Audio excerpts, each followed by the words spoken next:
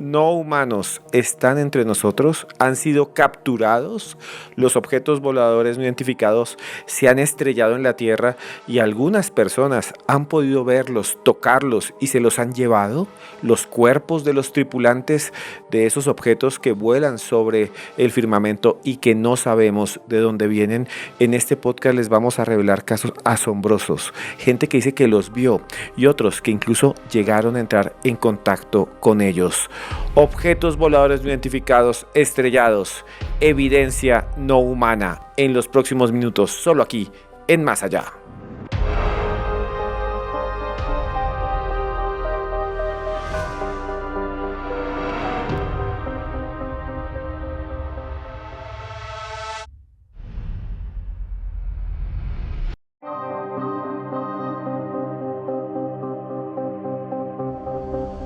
Y para hablar de este fenómeno tan interesante como son los contactos, los encuentros no humanos, los incidentes, estamos con dos personas que saben muchísimo y han estudiado los casos. Para mí es un honor estar con un gran maestro del misterio de América Latina, de Colombia, Néstor Armando Alzate, que también tiene su propio canal que se llama Alzate, Néstor Armando Alzate y Lógico. Gracias por estar con nosotros, maestro. El agradecimiento es mío. Gracias por invitarme, Esteban. Para mí siempre es un honor y un privilegio estar aquí, estar contigo y hablar de estos temas que nos apasionan, que seguimos preguntándonos de qué se trata, queremos negarlo, somos escépticos, pero la realidad siempre nos demuestra lo contrario.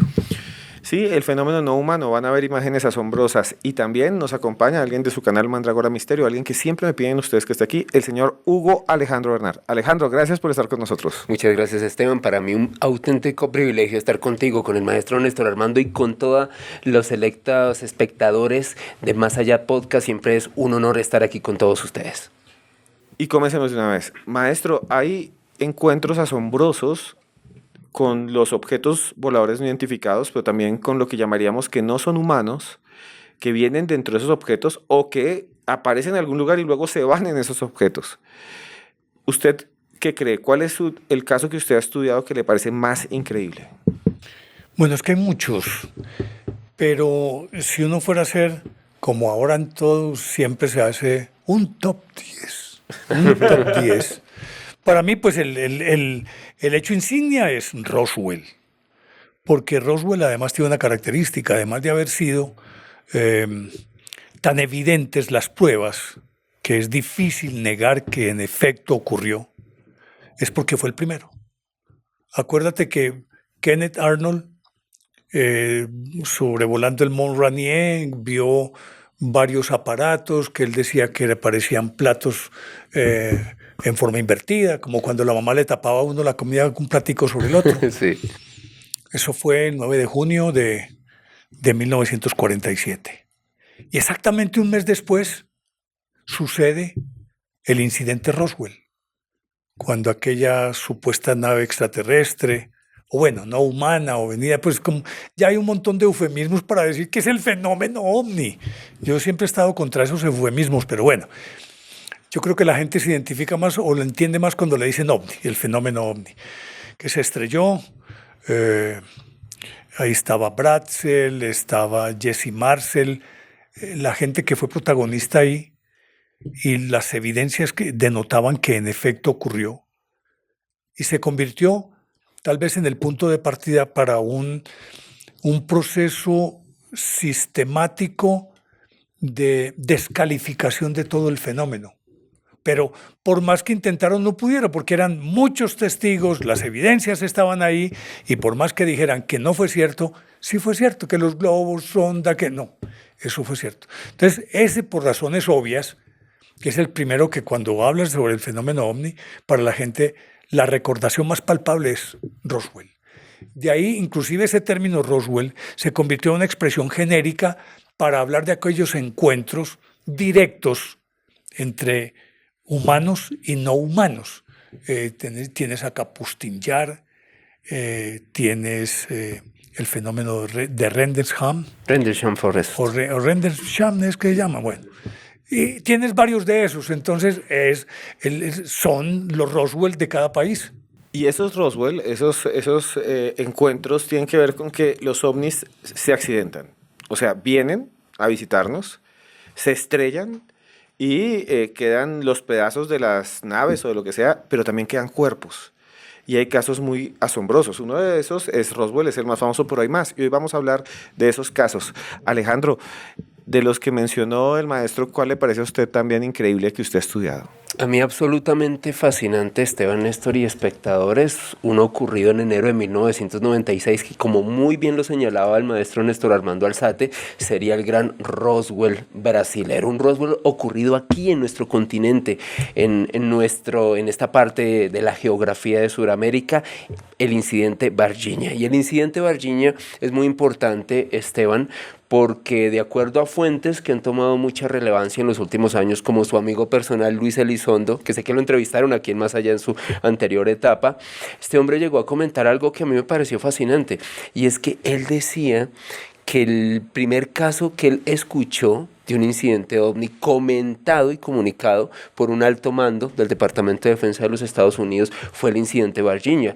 Luis Elizondo era un hombre, quien era un funcionario dentro del Pentágono, y él comentó que cuando un militar, un alto mando, le dio detalles sobre una recuperación de un artefacto volador no identificado y de sus tripulantes en Brasil en 1996, todo cambió para él, porque él hasta ese punto pensaba simplemente que se trataba de inteligencia, que se trataba quizás de una especie de conspiración para ocultar tecnología exótica de origen militar, pero cuando conoció Varginha se abrió el espectro, y es que básicamente en aquel verano de 1996 en Brasil, en esta población en Varginha, cerca a Belo Horizonte, lo que comentan los lugareños es que hacia las horas de la mañana observaron un extraño artefacto volador no identificado en forma de puro alargado. Adicional a esto, una serie de pobladores de la zona no solamente apreciaron el objeto, sino comenzaron a experimentar una serie de sucesos bastante extraños, la aparición de un ser bastante grotesco con apariencia humana, pero con unas protuberancias muy extrañas en la cabeza, que habría sido visto por unas chicas que vivían en el pueblo.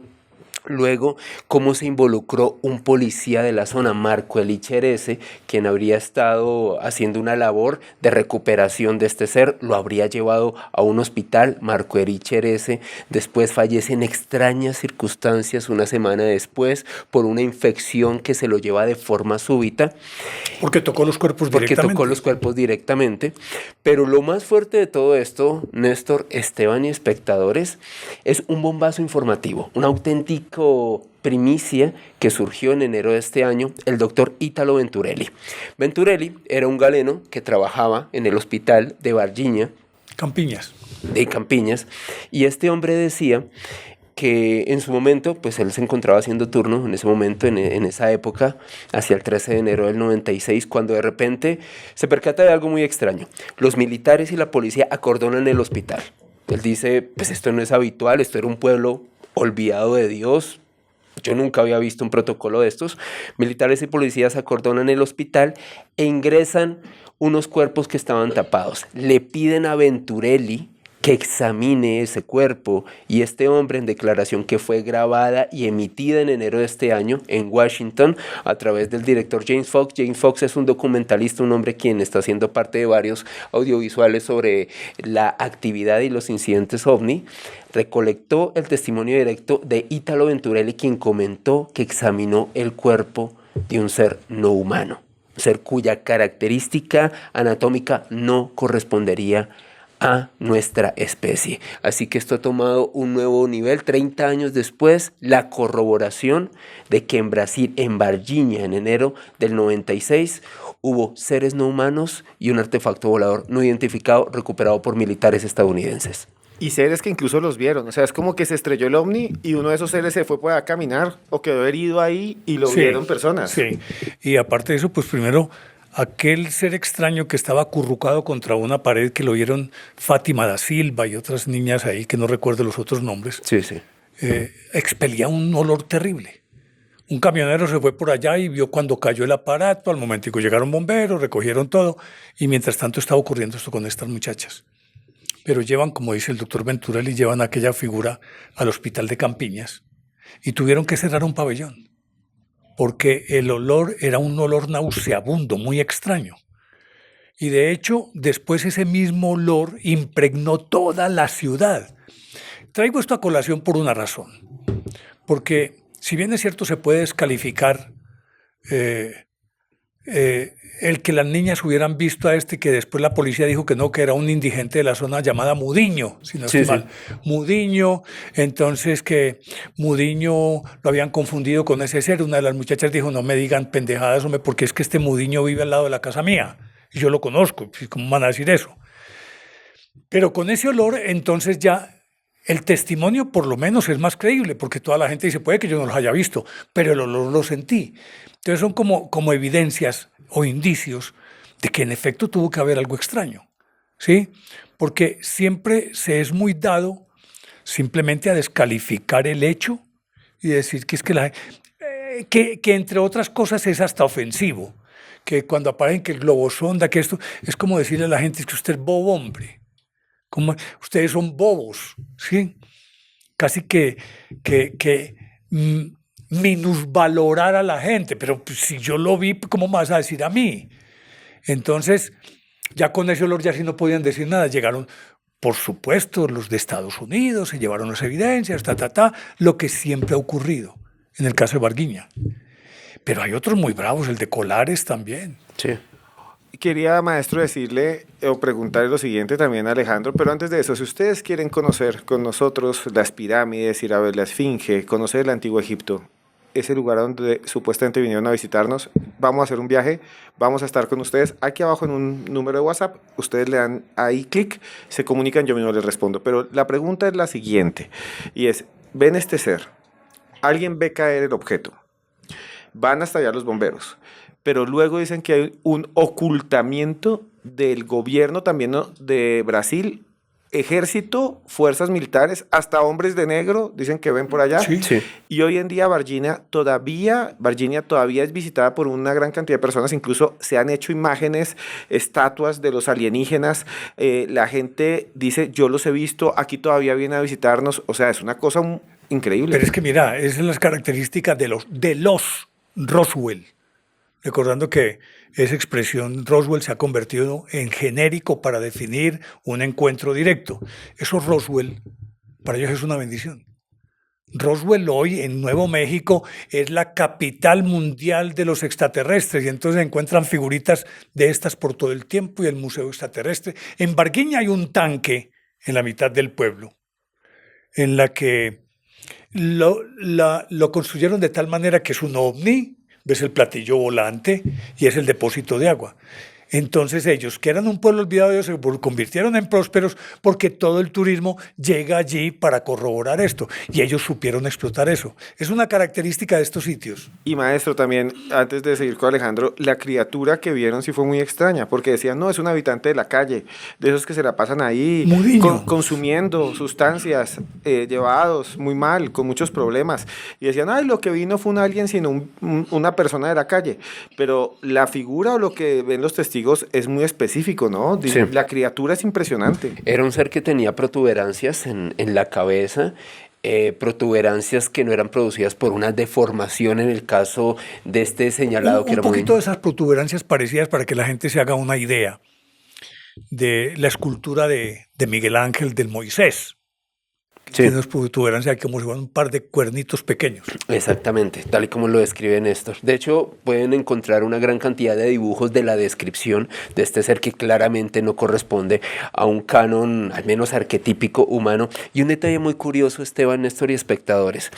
De acuerdo a Marco Antonio Petit, si no estoy mal, el nombre de un investigador brasilero, este hombre comentó que no solamente hubo una afectación, directamente Marco Alicheres, este policía que habría recuperado sin protección este cuerpo, sino que animales del zoológico más cercano tuvieron que ser sacrificados días después porque estos animales tuvieron una enfermedad repentina que comenzó a atacar su sistema inmune y que los dejó supremamente débiles. Muchos de ellos murieron obviamente por causa de esta enfermedad, otros tuvieron que ser sacrificados aproximadamente, y de acuerdo a los datos más recientes, casi entre 30 y 50 animales fallecieron precisamente también por estos días.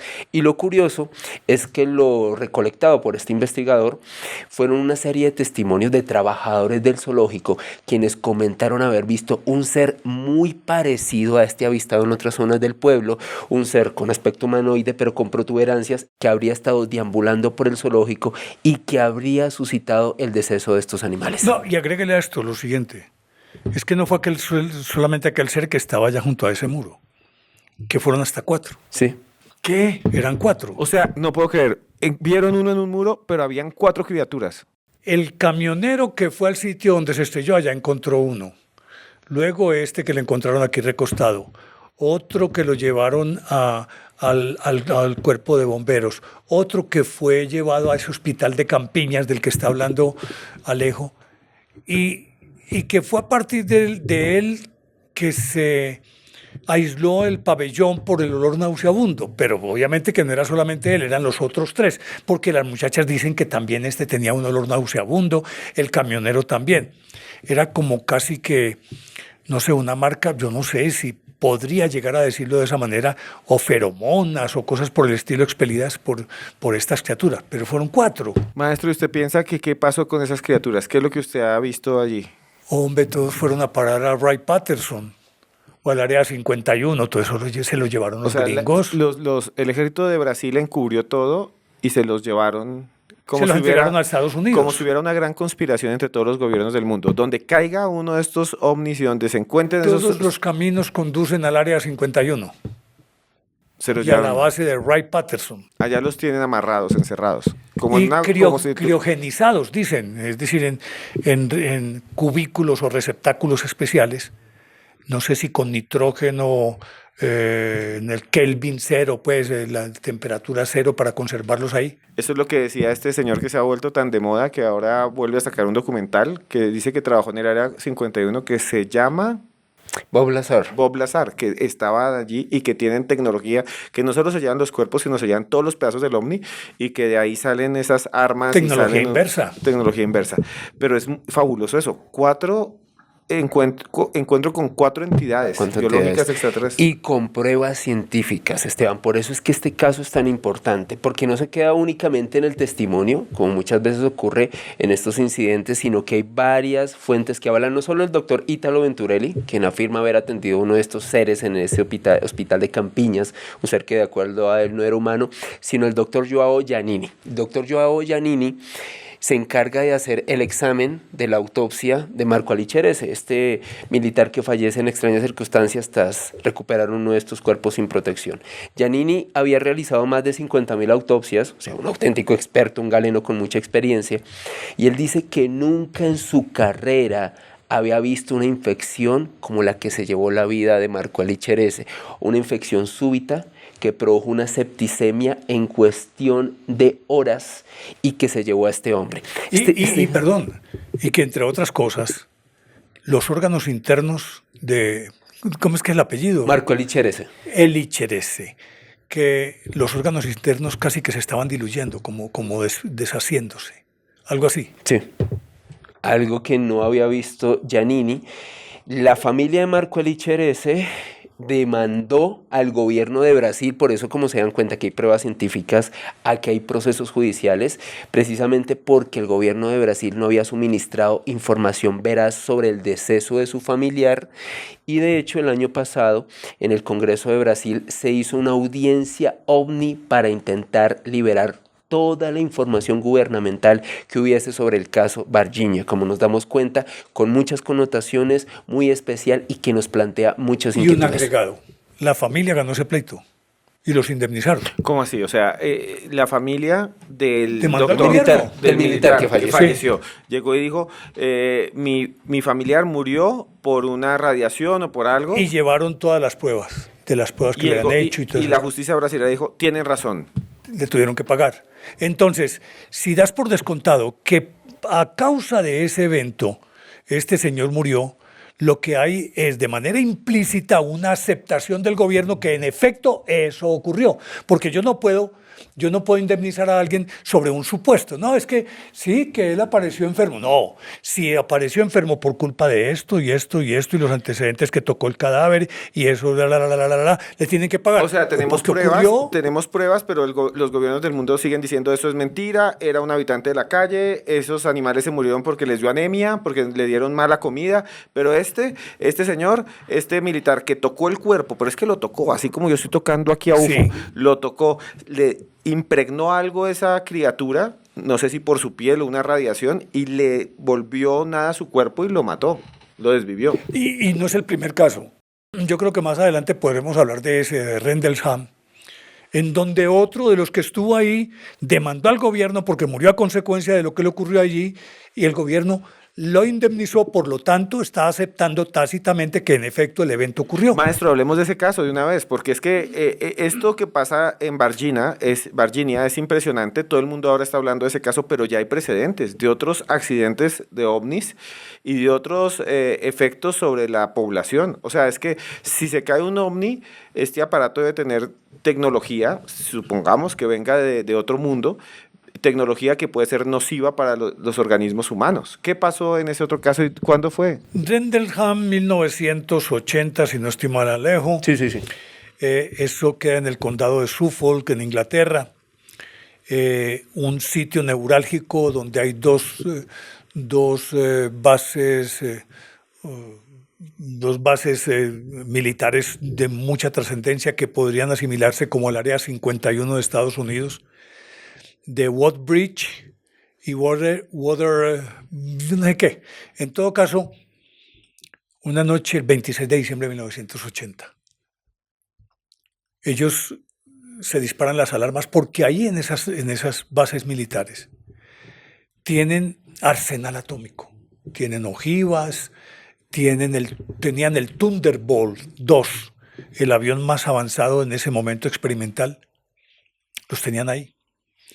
Era el momento en que, en plena Guerra Fría, había dos contendores demasiado poderosos.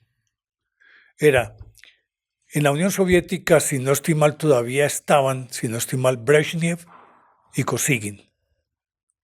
O Andropov, bueno, en fin, uno de ellos, pero que eran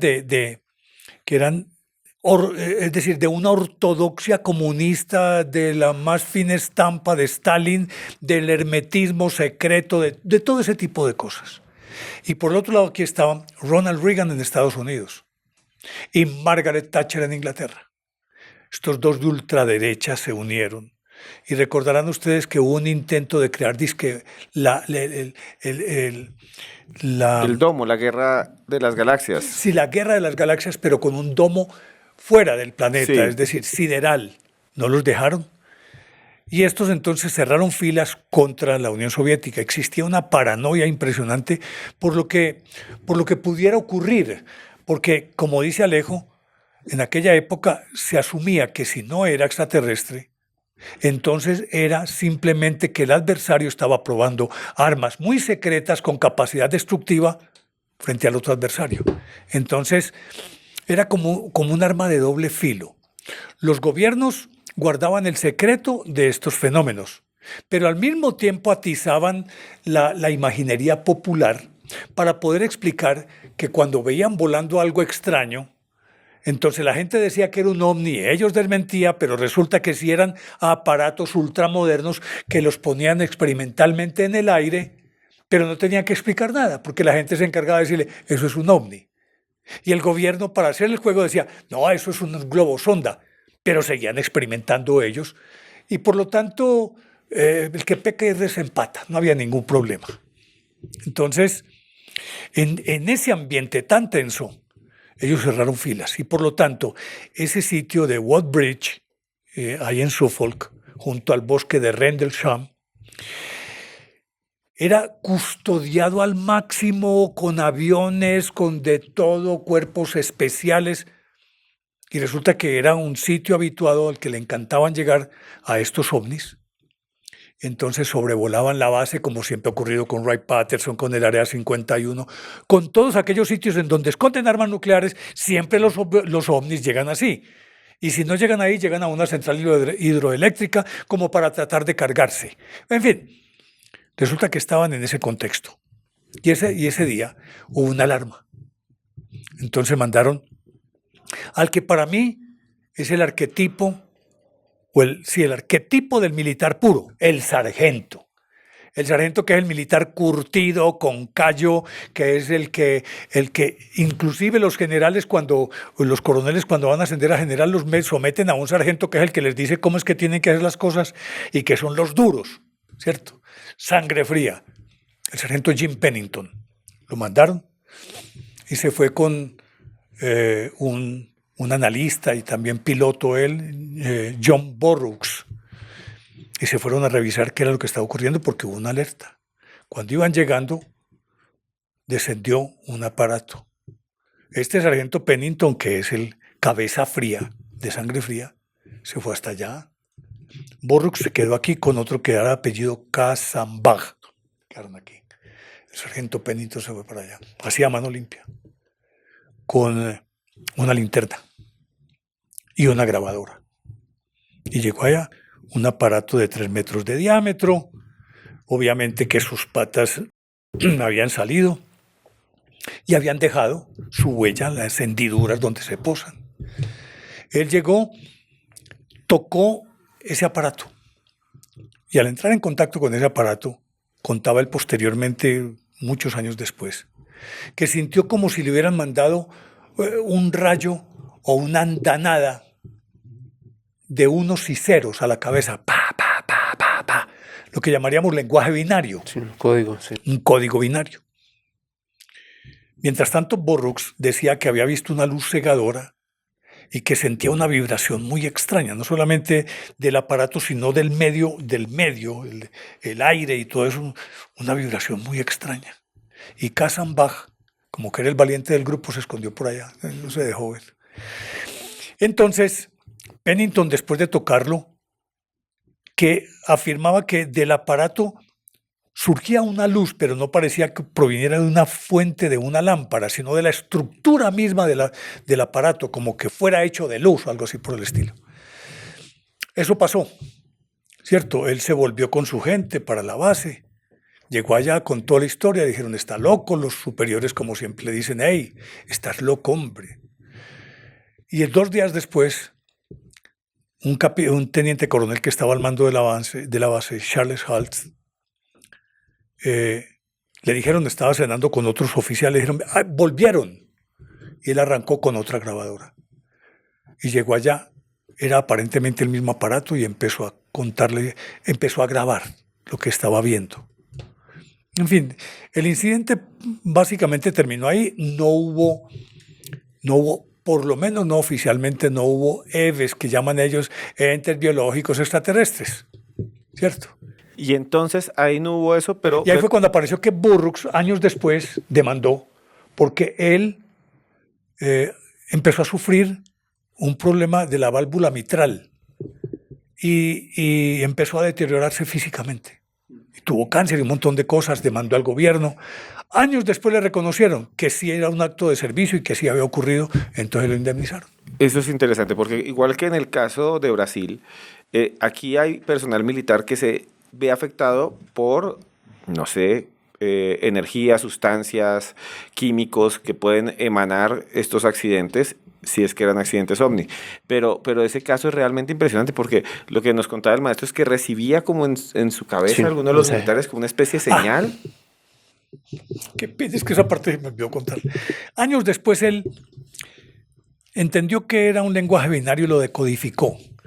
Y decía, más o menos creo, pues no es textual. Él decía, nosotros estamos en vigilancia planetaria permanentemente. Ustedes son nuestros ojos. ¿Qué? Ustedes son los ojos de los ojos. O sea, ¿recibió un mensaje que le decía eso? Sí, que él lo decodificó. O sea, le llegó así como... Por eso, cuando él sintió esa andanada de unos y ceros, en su cabeza Era como lenguaje Morse. un lenguaje binario, Binario. de computador. 0, 1, 0, 1. Eso, ceros y unos, y dele, y dele, y dele, dele. Él tardó mucho en decodificar y había otros mensajes más de cuidar el planeta, el viejo truco de los abducidos, ¿cierto? Que a él le decían lo mismo. Pero después el mensaje principal decía que nosotros estamos en vigilancia continua de toda la galaxia. Ustedes son nuestros ojos, los ojos de nuestros ojos. Y decía algo así que pues, da a entender. Provenimos del año 8100. O sea que vendrían del futuro. Ahí es donde le caen hormigas al merengue, porque esto le da la vuelta a la torta, que ya podríamos empezar a hablar cuál es el origen, de dónde viene. No por qué son viene. alienígenas, sino son crononautas, vigilantes del tiempo, gente que viene del futuro. ¿Y por qué no del mismo planeta? De la Tierra, nuestros descendientes. O sea, si tenemos hijos, nuestros hijos tendrán hijos y esos serán los mismos aliens cabezones. O sea, serán nuestros descendientes que evolucionaron. O sea, y eso es muy loco, porque antes de seguir con el caso, Alejo, la mayoría de los que dicen los humanos evolucionaremos en algo como esto, porque en el futuro seremos más grises, se les caerá el pelo, vivirán más y es más, el uso de tecnología para aumentar la edad nos va a dejar más calvos. O sea, hay un montón de historias así. Serían nuestros descendientes. Sería la humanidad del futuro. Es una de las tantas mutaciones. De las tantas enfoques respecto al fenómeno ovni. Varias cosas sobre lo que dice Néstor, que lo contó de manera maravillosa. Cuando Jim Penniston y John Burroughs llegan, lo que dice tanto Burroughs como Penniston es que observan un artefacto de forma triangular de 3 metros de ancho por 2 de alto. Díganme ustedes si en los 80 esta era la forma convencional de una aeronave. O sea, creo que no había tecnología en ese entonces, hace más de 40 años, para replicar esto. Sobre todo porque Jim Penniston dice algo muy curioso. No tiene fuselaje, no tenía cabina, no correspondía a las formas aerodinámicas convencionales, y encontrar esto en 1980 para militares entrenados era algo muy extraño. Cuando el teniente coronel Charles Holt llega casi con 30 soldados días después a peinar la zona, investigarla, 2 días después. Y parecería que era como una broma, porque era el 28 de diciembre. Como si fuera el Día de los Inocentes. Una inocentada. Sí. Exactamente. Llegó con 30 soldados. Sí, y llega con una grabadora. El miedo de los militares es impresionante. Los tipos están sorprendidos, están viendo cosas, están viendo marcas en los árboles, están viendo huellas. Es decir, estamos hablando de un incidente. Recuerden que... Y contador Geiger para medir radioactividad, y encuentran alta radioactividad.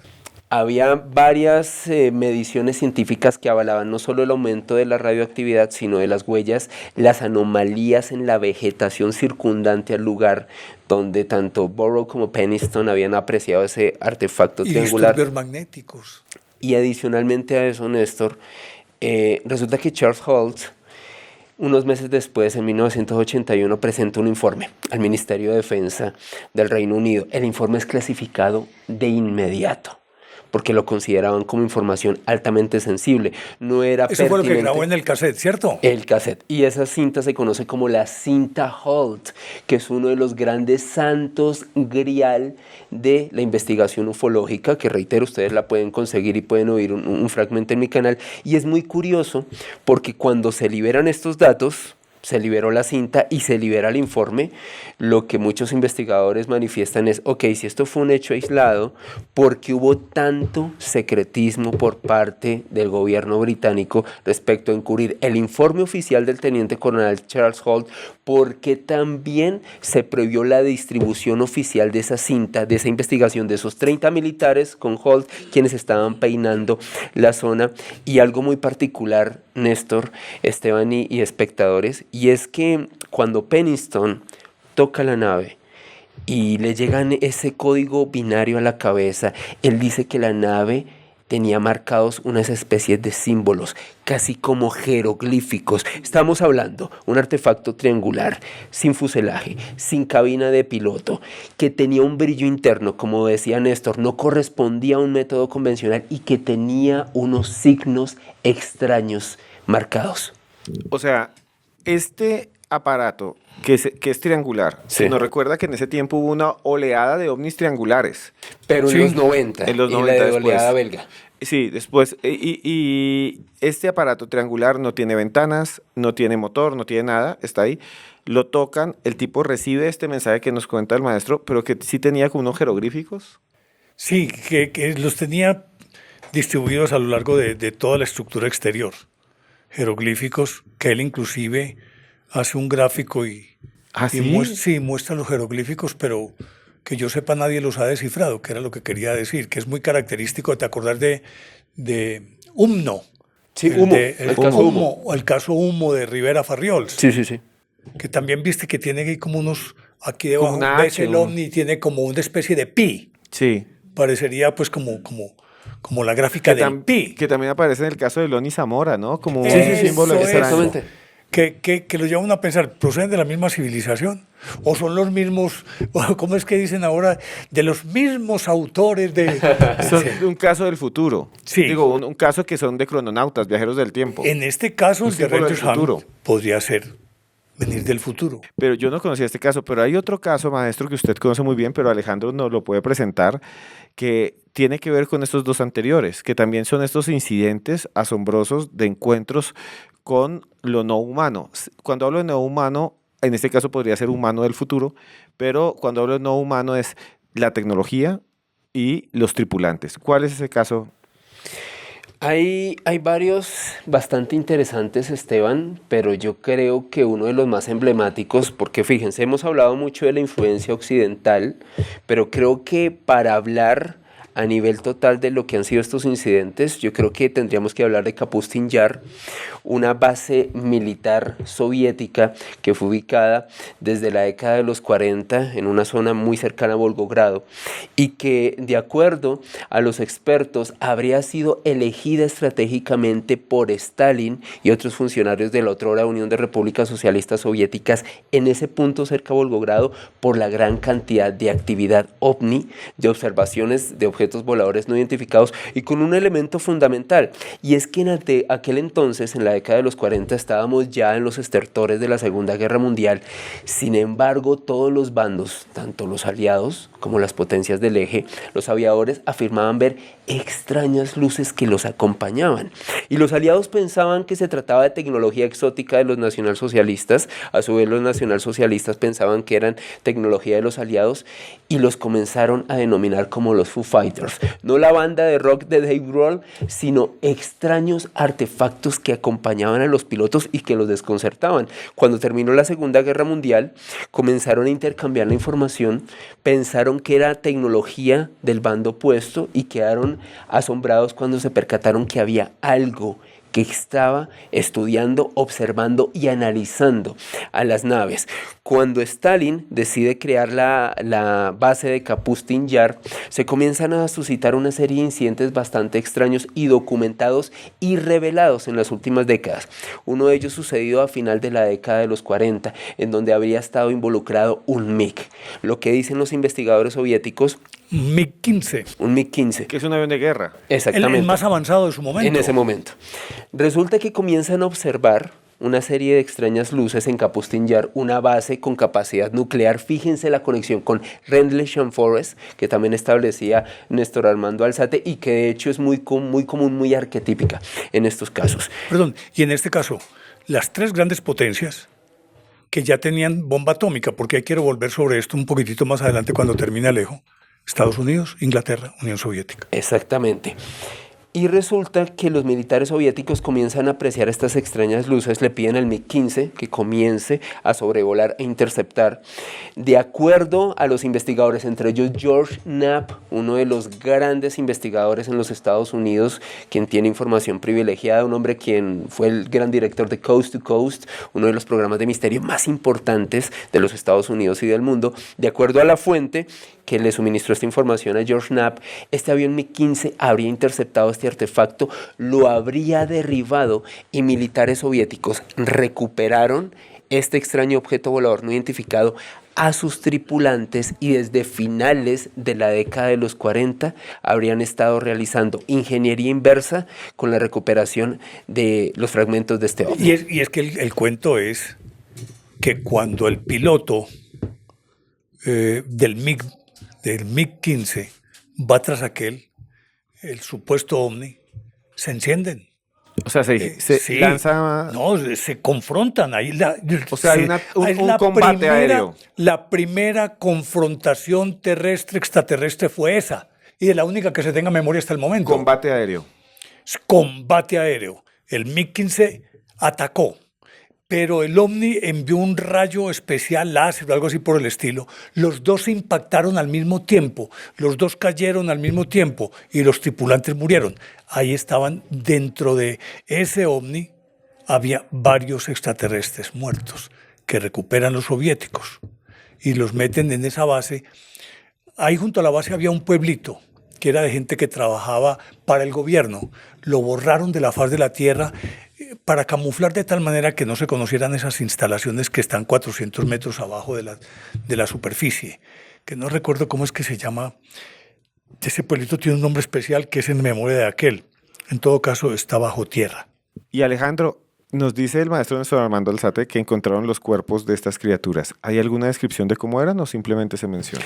Lo que pasa es que hay que entender, Esteban, Néstor y espectadores, que en ese sentido el hermetismo de los soviéticos siempre ha sido muy superior al de las fuentes norteamericanas. Por eso incluso George Knapp decía que esta información se la suministró un militar que en ese entonces hacía parte del entorno tanto del Kremlin como el eje de influencia de los militares soviéticos, y no hay muchos datos al respecto.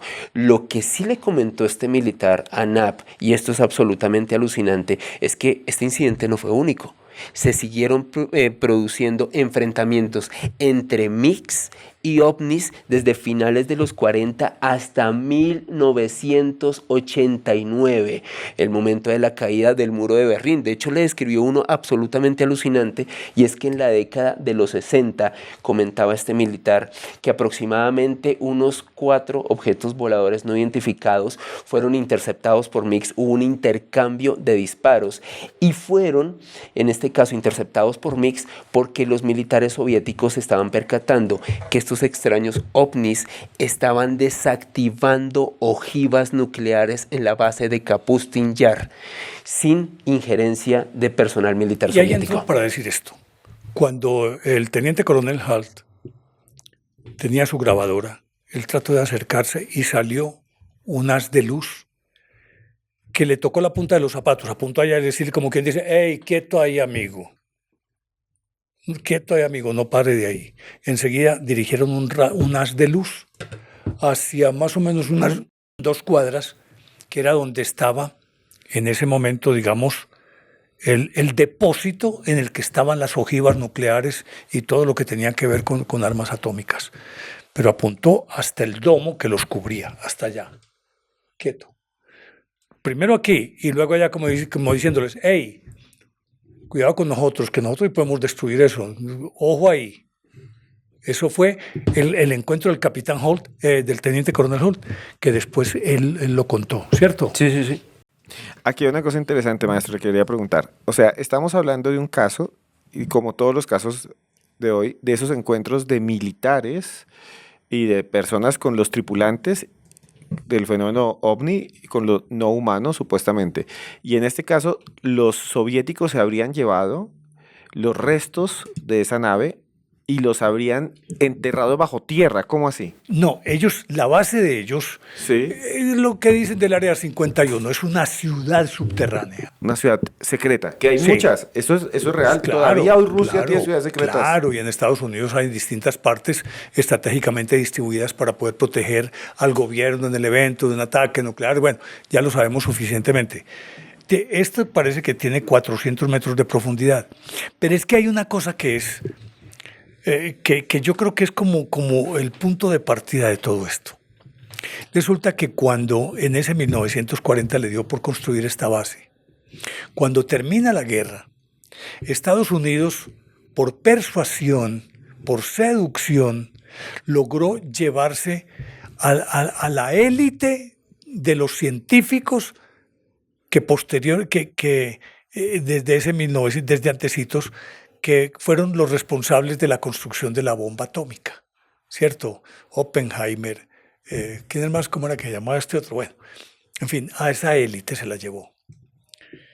Cuando terminó la guerra, resulta que ahí en Penemune, que es un sitio de los alemanes, en donde estaban desarrollando la bomba atómica, porque la bomba atómica no fueron los Estados Unidos. Los Estados Unidos capitalizaron lo que ya habían hecho los soviéticos y para poder sacarlos del juego simplemente atacaron a Penemune y los depósitos de agua pesada que son necesarias para poder hacer el proceso para construir la bomba. Les destruyeron los depósitos, los dejaron en cero. Un poquito lo que ocurrió en el conflicto que están desarrollando con Irán. Le acabaron el agua pesada y ahí... primero, procesarla es muy dispendioso, supremamente costoso y muy lento porque da muy pequeñas cantidades. No sé cómo es ese cuento, no quiero meterme en Honduras porque de eso no lo sé.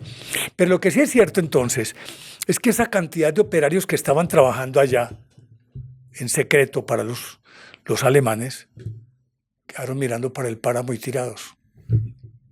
Pues nuestro buen amigo Stalin, muy delicadito por cierto, pues como lo fue, mandó un ejército y se trajo a 2.000 de ellos. Se los trajo a la fuerza y los metió a Kapustin Yar. Ahí, en reemplazo de aquella pequeña población de operarios que trabajaban también para el gobierno soviético, les construyó una ciudad con todos los juguetes, piscinas, todo lo que quisieran, tratándolos como reyes, pero prisioneros. Y Néstor ha dicho un dato clave, Esteban y espectadores. Sergei Korolev, el militar que estuvo encargado del desarrollo del programa espacial soviético, era uno de los científicos más importantes en Kapustin Yar.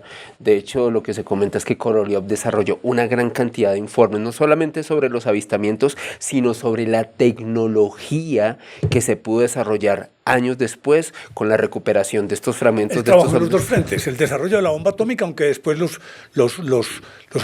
soviéticos tuvieron la bomba atómica por delación de los Rosenberg en 1948, eso fue otro cuento, pero ellos estaban trabajando con aquellos que habían capturado y traído para acá bajo las órdenes de este Korolev. O sea, para sintetizar, Kapustin Yar es una base soviética donde se desarrollaban armas nucleares, donde estaban escondidos, donde tenían prisioneros un montón de científicos que habían trabajado con los alemanes, donde se dice hay además restos y cuerpos de extraterrestres capturados. Y a partir de la tecnología invertida desarrollaron la tecnología del MiG y de otros aviones que son que eran unas armas impresionantes. Eso lo tendría hoy Putin.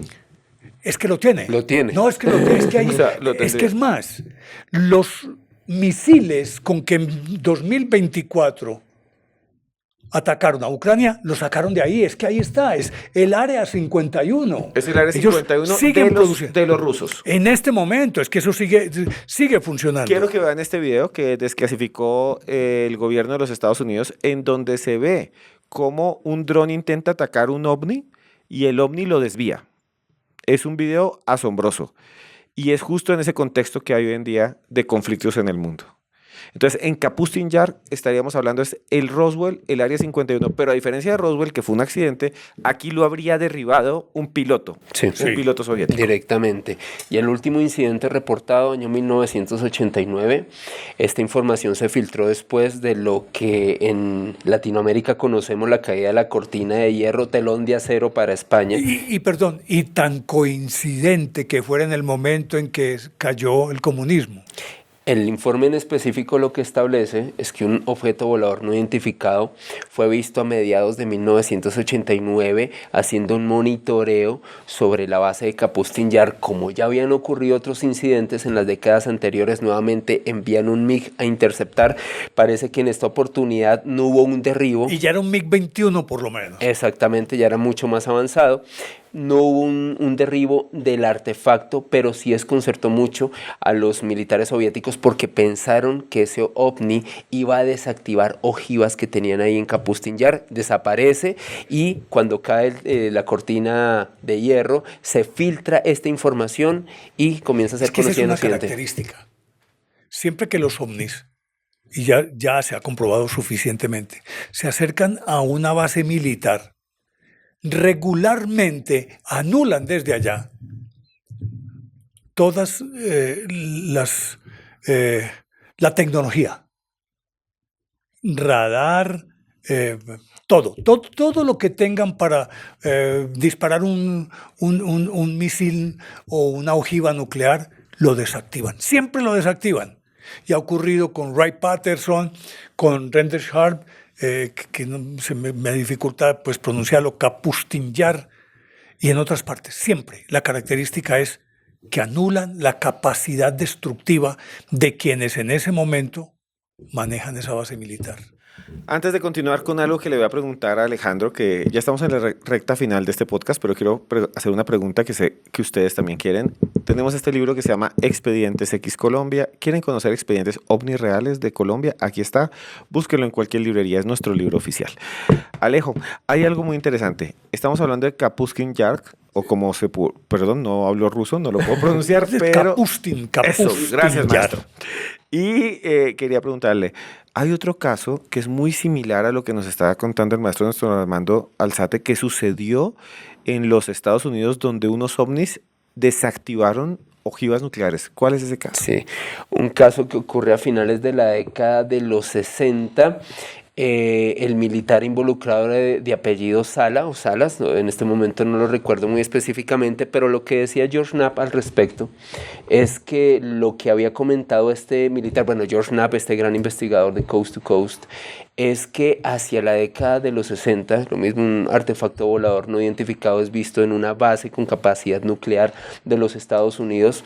Los norteamericanos ven con extrañeza cómo varios silos de misiles con capacidad nuclear son desactivados sin que ellos tuvieran la oportunidad de controlar lo que estaba pasando. Ya se imaginarán lo impactante que es esto, que una de las bases más avanzadas tecnológicamente de los Estados Unidos en la década de los 60, Michael Sala, ya recordé Michael Sala, el militar norteamericano, comentó haber estado en esa base, haber visto cómo los militares literalmente estaban anonadados al observar cómo, a pesar de estar intentando tomar las acciones para evitar que este ovni desactivara los hilos. Y ese sería el nudo de por qué la desinformación y el secreto. Porque aceptar públicamente que no tenían cómo confrontarse o enfrentarlos a ellos y dominarlos, esa impotencia la vería la sociedad estadounidense y el mundo como vulnerabilidad. He ahí porque esa es una de las causas importantes para que ellos mantuvieran todo ese secretismo. Es que Néstor ha dicho la clave. ¿Cómo le comunicas a la opinión pública de tu país que las bases más avanzadas con el armamento más destructivo está siendo desactivado sin que tú puedas hacer nada, sin que tú lo puedas evitar? Desde ese punto de vista, de acuerdo a Michael Sala y otros militares que han testificado, de hecho hace muy poco otro militar testificó, esto fue en la base de Wright-Patterson, también finales de la década de los 60, cómo apreciaron un objeto volador no identificado, fue visto por varios militares y posteriormente este militar apreció a un ser de aspecto humanoide con una estructura muy arquetípica de gris, parecido a UFO, quien se acerca a él. Dentro de la base, dentro de la instalación, intentan tener una especie de comunicación telepática. Y es más, dice este militar que alcanza a ser abducido dentro de la base de los Estados Unidos. Ya se imaginarán qué potencia rival, o los soviéticos o los chinos a finales de los 60, iba a enviar un artefacto volador a una base norteamericana de las más avanzadas, no solamente para monitorear, para desactivar silos, sino también para abducir a militares dentro de estas bases. Esto es una absoluta locura, Esteban. Una absoluta locura. Y eso es lo que estamos haciendo aquí en este podcast, contándoles historias realmente dementes, demenciales, que pudieron de alguna manera hacer que los militares o aquellos que vieron esas evidencias las ocultaran, porque, como decía el maestro Néstor Armando, decir que eso era real era mostrar que eran débiles, que eran vulnerables frente a los enemigos, porque era un mundo en el que había una bipolaridad. Estaba el comunismo internacional, el imperio comunista de la Unión Soviética, y a este lado los Estados Unidos y las potencias europeas occidentales. Pero bueno, ya estamos terminando, estamos llegando al final de este podcast. Ha sido un viaje increíble a estos encuentros, a estos incidentes con militares, a estos ovnis estrellados. Solo me queda decirle muchas gracias, maestro Néstor Armando, sobre este caso último. ¿Quiere usted comentar algo que no lo dejé comentar? Perdón. Hombre, no, que se nos van a quedar en el tintero otros con las ganas que tenía de contar la historia de Antonio Vilas Boas, que llegó la extraterrestre seductora y fornicó con la extraterrestre. Procreó. Pongámoslo en términos más eufemísticos, procreó. Más publicables, ¿cierto? más publicables. Sí. Y el caso de Isla Colares, es que Isla Colares también es muy teso. Ese es para porque otro podcast. era una fuerza extraterrestre agresiva. Sí. Vamos a hacer otro gente. podcast sobre esto. Sí, vamos a hacerlo. Ustedes tienen que estar pendientes en el canal porque vamos a hacer otro podcast de esto de los agresivos y de los enamorados, de los que vienen acá que dicen, ay, me llegó una venusiana. Hay uno, Adamski, ¿no? Cierto. Qué linda esta venusiana. Voy a cruzarme con la venusiana. Y también hay gente que dice, me montó un pleyadiano. Hay un montón de casos así de encuentros eróticos con alienígenas. Claro. Ya, ese es para otro capítulo, encuentros eróticos y otro de los agresivos, porque mientras unos son todos, viva la fiesta, no sé qué más, todo es amor, todo es paz. Otros llega un rayo y ¡fum!, le sacó las vísceras. Pero antes de finalizar, permíteme decirte que asumimos que siempre los extraterrestres todos quieren el bien, que se supone que si quisieran acabar con esto ya lo habrían hecho. Lo que pasa es que tenemos que entender que no son todos de la misma familia, son de distintas latitudes, se supone, del universo, con distintas mentalidades, distintos objetivos. Son diferentes. Entonces, así como los hay bondadosos que queremos cuidarlos, hay agresivos como los de Isla Colares que mataron gente. ¿Ya? ¿Cuántos extraterrestres han matado gente? Las mutilaciones. Es decir, esto no es color de rosa todo. Pero la otra inquietud es, ¿vienen de sitios físicos? ¿Son interdimensionales? ¿O el mensaje de Pennington? ¿Somos nosotros mismos procedentes del futuro? Y bueno, ha sido impresionante, maestro. Es que es realmente asombroso. Nos quedamos en que vamos a hacer esos programas. Vamos a hacer esos programas sobre los encuentros eróticos con los tripulantes y en los encuentros violentos, agresivos.